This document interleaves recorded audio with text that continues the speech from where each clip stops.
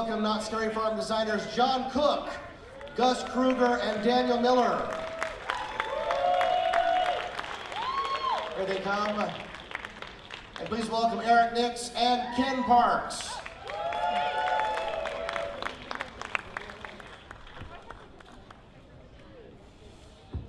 All right, we have marketing folks with the microphones here. Just step up if you have a question.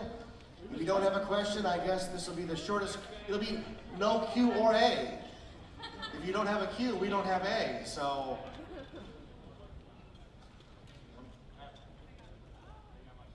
All right, we have the brains behind Scary Farm right here. If you have a question, step right up to the microphone. Right over here. Is there any plan to bring back the decorations on the Calico Mine train? One of the things that we wanted to do with this season is lean back into Scary Farm's past, but also look at what we could do new. So what we're really leaning into is that the entire park is the attraction. It's not just a theme park that has haunted attractions. And so we have no plans this year to do that. However, I wouldn't rule out the future. And the skeleton key rooms, are those a 1-year setback? Are they going to be coming back, or are they out indefinitely?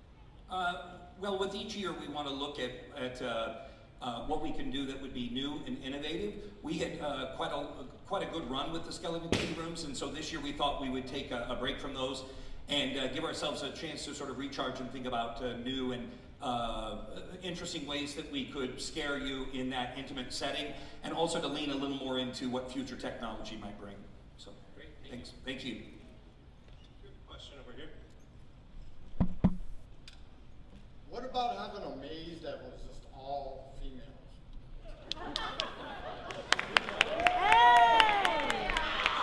We're doing that. We're just not telling you we're doing it. Yeah. And I think also they should have a maze about Jeff. Woo! The Tucker Ranch. Oh, a maze about Jeff Tucker? Yeah, that'd be scary right there. No, the problem is the maze would be too short. Yeah, it would be really short. Hey, this maze is great. I'm already out. It's Q&A and roast. Sure. Any real questions? Just to follow up, will there be a maze with only males? We're doing that, we're just not telling you. Okay. Lean in strategy, I like. Yes, over there. I love the idea that you have mazes themed to the scare zones. What in development? How did you guys spitball that idea? Well, I think it ties back to we want the entire park to become the attraction, and I think this year when we were throwing out ideas and we had a venue open over in the Hollow, it made sense when Daniel pitched the Pumpkin Eater maze, and when I came up with the Dark Ride, we're like, we have to do that in Boardwalk to tie it in. So I think it was just a combination of the pieces coming together nicely this year. Excellent. And we're actually going to integrate, there's going to be some characters that are in the maze that are out actually in the zone, and vice versa. All right, over here. Yes. Hey there. You mentioned technology a little earlier with regards to that. At what point is there a line in which there's too much technology sometimes? Did you design something with a lot of tech and say, oh, this is going to take away from the scares, or you elaborate on that a little bit? Well, I think the important thing is anytime we're investigating any new technology, it's not about a showcase of technology. It's just technology is just another tool, just like a talent or paint or a prop. It's how do we tell the story, and how do we best convey the message and that feeling of fear. So we don't ever do technology just to do technology. We do technology if it enhances and helps us tell the story. So I think that's something we're very conscious of, not overdoing technology. But when you are on the flip side of that, when you're tasked with, or you see this wonderful new technology, it's just how do we build a scare around that? So we don't do tech for tech's sake. If the tech inspires us or brings something out, then definitely we pursue it aggressively, like this guy's done for years. So there won't be any emoji the maze, thankfully. Over there, yeah. Yeah, what are the challenges of putting an overlay into the existing attraction of the log ride? There's lots of challenges to that. I think the main thing that we try to be conscious of is not taking away from the actual ride itself, not damaging the amazing rides that are so historic in this park, but trying to come up with concepts that lend themselves to the existing ride, and that's why we thought the Timber Mountain Halloween Hootenanny was perfect, because it's already based around this town getting together for a Hootenanny, so let's throw our Halloween spin on it. Jeff's not going to be a star? What's that?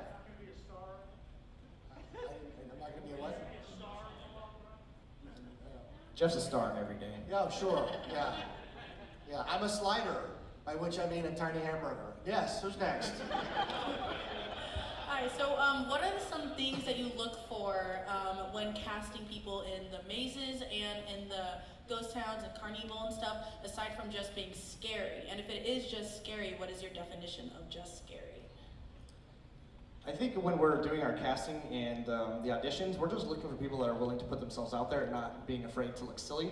Because if you strip away the mask, the makeup, what we're doing essentially is very silly. So that's what we're just looking for, people that are just willing to go that extra mile. Yeah, definitely. If people have acting experience or if they have performing experience in any way, that's a plus, but it's not the answer. It's not, I've done various kinds of performing in my life, and nothing is really like being a monster. So it really takes an openness to just letting yourself go and immersing yourself in that character. And you know, we look for people who obviously fit the type that we're, you know, the body type and all that stuff, but people who are open and willing to just let go of who they are to be what they can become, and just let it all out there.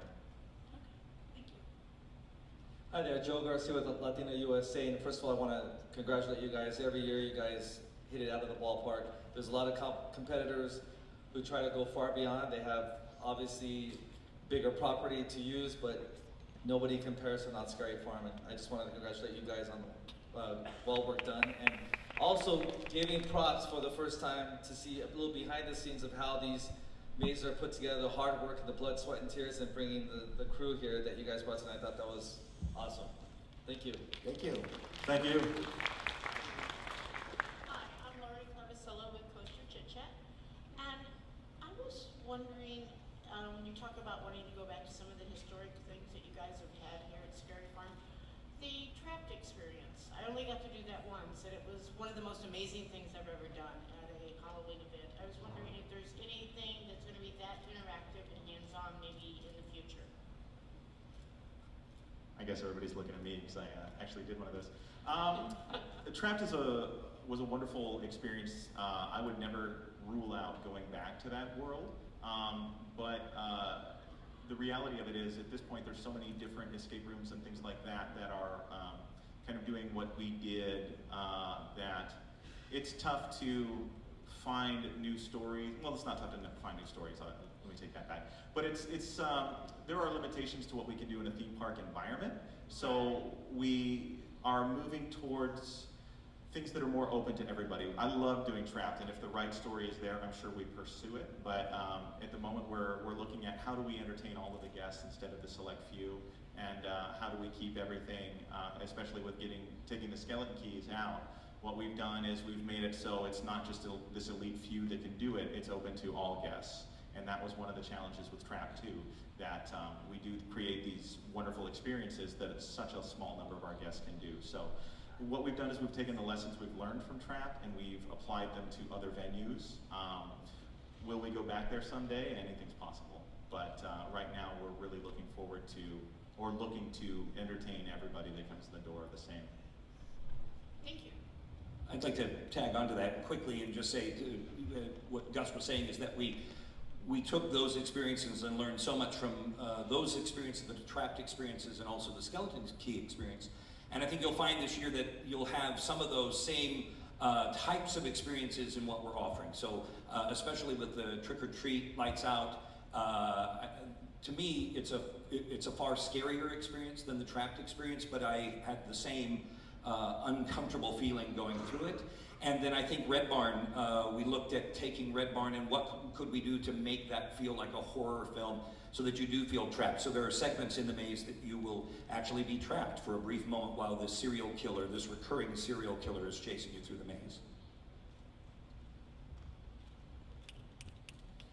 Yeah, they were mentioning that there was no dance party at the Fiesta Village this time. Is there going to be like a soundtrack or anything for the area to have any like overlying theme music or anything? And was there any really for the Hollows, or was that kind of a quiet zone? So Fiesta just becomes a traditional scare zone. Of course, it has a soundtrack and a new lighting package and all that to make up for the missing dance party. And then with the Hollows, we're actually putting quite a bit of energy into that zone, theming it. So I think you're going to see a lot more decor coming to the scare zones. Looking forward to it. Hey John, Ken with Horror-Buzz. Shadowlands was one of the great maze additions last year, and it was one of those mazes that the scares got better as the season went on. I'm hearing that you've redesigned the end, which I thought was brilliant because there was so much going on in it that you didn't know where the scares were actually coming from. Can you give us a little preview of what you're planning to do at the end of it? Well, the scare overload at the end is still there, so don't worry about that. No, what we're referring to is the interior of the maze where we had that, I don't think it gives it anything away, but that giant puppet. We definitely just open that up so that thing can do a lot more damage. Oh, very cool. Thank you. In special ops, is there any plan to have a kill count or a ranking system as you go through? Your laser tag gun, it actually does keep track. So as you're exiting, make sure to take a glance at that screen and it'll let you know how many zombies you've taken out, how many times you've been bitten, all that stuff. So the guns are actually keeping track of your score. As far as a ranking system, it's more just friendly competition with your group. Sounds good. Joseph with the Orange County Register. I know there was a bit of controversy last year with the Fear VR. But despite all the controversy, it was still a very popular attraction. Are there plans to introduce something similar to that this year?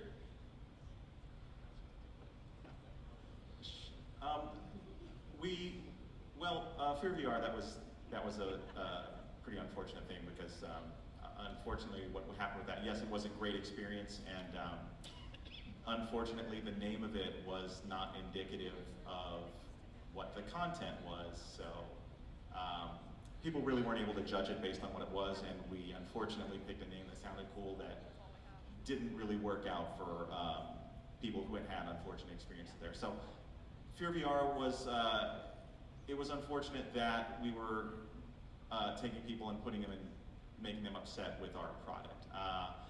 Are we going to do that this year? We are not doing a Fear VR this year. However, we did learn a lot of lessons from that. It was a good experience, and it's something that's always on the table for the future, much like Trapped or any other experience. For the past several years, Not Scared Farm continues to seem to be innovative in creating things like Trapped before escape rooms became popular. You had the augmented reality Skeleton Key Room last year and other related experiences. What are some of the ways you, year after year, you keep trying to make Not Scared Farm a personalized experience for guests versus just other theme parks that have generic Halloween mazes? I guess I'll start this one. Tag on. And so I think that's one thing that we are not afraid to do is step outside of the box and continue to try and innovate and experiment with new technologies. Last year, the Key Room from Prey is what inspired the new Trick or Treat maze and gave us the vantage point to be able to look at that and say, hey, okay, how can we make this different? Even though it's a familiar maze, it's going to be an all new experience just based on this technology alone. Yeah, I think the experience that, like I've learned from dealing with Trapped and other key rooms and things like that, it's really when you can break it down to personal moments, and it's something that I've tried to do with the Red Barn this year, is just to get a little bit more intimacy and a little bit more urgency in the scare, because there is some charm to the startle scares, and they're the bread and butter of haunted mazes, but yeah, I love it when we can really break it down to story and we can connect with guests, as many as possible, in a one-on-one thing. Because when you break through their safety barrier and you get that intimate connection, that's when you can really get them. And we're really just here to make people as scared and miserable as possible. I would also add to that that we actually like the fact that we are not heavily reliant upon IP. It forces us to innovate and be creative and think of new and interesting ways to entertain and to scare. The other thing is we have, as you saw tonight, a large group of folks that help us put all of this together. And we have people behind the scenes in our design team, myself included, Eric, who is our producer, who all started as Haunt fans. And so we have a love of the event, and I think that informs almost everything that we do. We love it, and we know how the fans feel about it. So we never want to disappoint, not only ourselves, but we definitely never want to disappoint the fans. So speaking as someone I've done a lot of clown work myself. I've worked different mazes. I've got multiple costumes at homes. I've learned real quickly that jump scares can make yourself incredibly tired. You can lose your voice with it at night. Shaker cans are great, but I love the psychology of coulrophobia and the fear of clowns. Most people in this room are probably not afraid of a lot of things, but I can bet that you're probably afraid of clowns. With Carnival and the Dark Ride, can we look for some sort of psychological scare instead of just jump scares? Is there a balance to that, or? Well, I think where you will really see it is trick or treat. It's psychologically frightening. Okay. And so I think it's something new for us, and I think it's going to change the way that our talent scares in that attraction. The jump scare in that attraction is no longer effective in that type of environment. It's really a situation where we are letting you psychologically get frightened by the potential of what's ahead of you and the fact that you are having difficulty seeing what is coming. And so it requires that the monsters at that point lay back and wait for the perfect moment. And once again, as John has mentioned, as we have presented the trick or treat to all of you, we have control of those lights. So we turn them off, and that adds to a startling new scare. So you have now a crew that is waiting for those lights to go out so they can get even closer to you because they know that it's coming back on and you're going to come face to face with them. So that's the one I'm super excited about that. I think it's just going to change everything we do. Looking forward to it. Thanks, guys. Yeah, Spencer from Attraction Spot, and I'm just wondering how you guys compare to Halloween Horror Nights or Fright Fest. What sets you guys apart for your mazes? Well, I mean, we just are always pushing ourselves. It's not about what does the competition do. It's like, what can we do to be better, and how do we better ourselves? And as Ken said before, IPs are great, but we're not bound by IPs. The sky's the limit, you know. Whatever horrible, hideous thing we come up with when we're driving our kids to school, that's what we're gonna do to people. So it's really just, sounds silly, but you know, sometimes you have violent thoughts. But no, we're not bound by those things.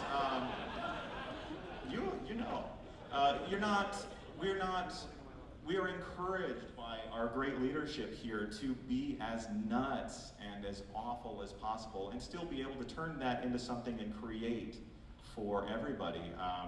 So I think if anything, we're unleashed. Yes, thank you. And we don't have those IPs to go off of, so we're really forced to see what can we do to set ourselves apart. And a lot of times that's where technology or innovation kicks in. And then just personally, as a fan of haunted attractions in general, what I really love is when I come to Knott's Scary Farm, it really genuinely feels like Halloween is here. And I think that's something that this park can offer over other events. You know, we feel that our park is the attraction. And it's not just a theme park with haunted attractions, but the park is the attraction.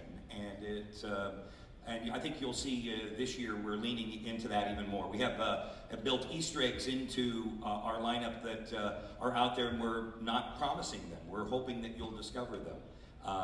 We mentioned a few of those kind of things that are happening, but we have all these wonderful assets that are here, and so we've challenged the team to start tapping into those things that are here. So we're super excited for you to see what that's like this year for us. All right, is that it? I think that's it, everybody. Let's hear for John Cook, Daniel Miller, Wes Kruger, Kim Parks, and Eric Nix. Not Scary Farm Community right there.